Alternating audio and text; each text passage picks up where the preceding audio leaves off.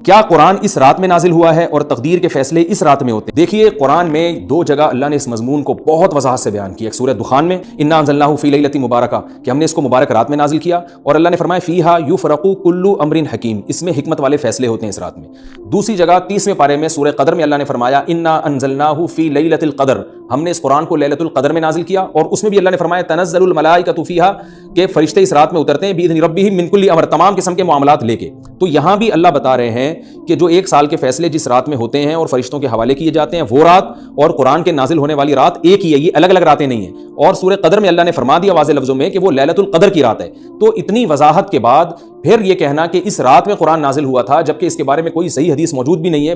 ضعیف یا موضوع روایتیں ہیں، تو یہ بالکل میں سمجھتا ہوں کہ یہ ٹھیک نہیں ہے، بالکل دلیل کے لحاظ سے یہ کمزور بات ہے. دو صحیح حدیثیں ٹکرا رہی ہوں یا قرآن کی آیت کسی ایسی متواتر حدیث سے ٹکرا رہی ہو تو پھر تو وہاں ہمیں تطبیق دینے کی ضرورت پیش آتی ہے، جب قرآن کے مقابلے میں کوئی حدیث ہی نہیں ہے، صحیح حدیث بھی نہیں ہے. حالانکہ قرآن کے مقابلے میں تو فقہا کہتے ہیں کہ اگر صحیح حدیث بھی ہو، متواتر نہ ہو، صحیح حدیث بھی ہو تو وہ بھی ظنی ہوتی ہے، تو اس حدیث کو رد کیا جائے گا، قرآن میں تعویل نہیں کی جائے گی. لیکن یہاں تو صحیح حدیث بھی نہیں ہے، ایک ضعیف روایت ہے اور ضعیف اقوال ہیں، آپ اس کو کیسے قرآن کے مقابلے میں لا سکتے ہیں؟ تو جو بالکل بے غبار بات ہے وہ یہی ہے کہ اللہ تعالیٰ نے قرآن مجید کو لیلۃ القدر میں نازل کیا جو رمضان کے آخری عشرے میں ہوتی ہے، اور اسی لیلۃ القدر میں فیصلے بھی ہوتے ہیں.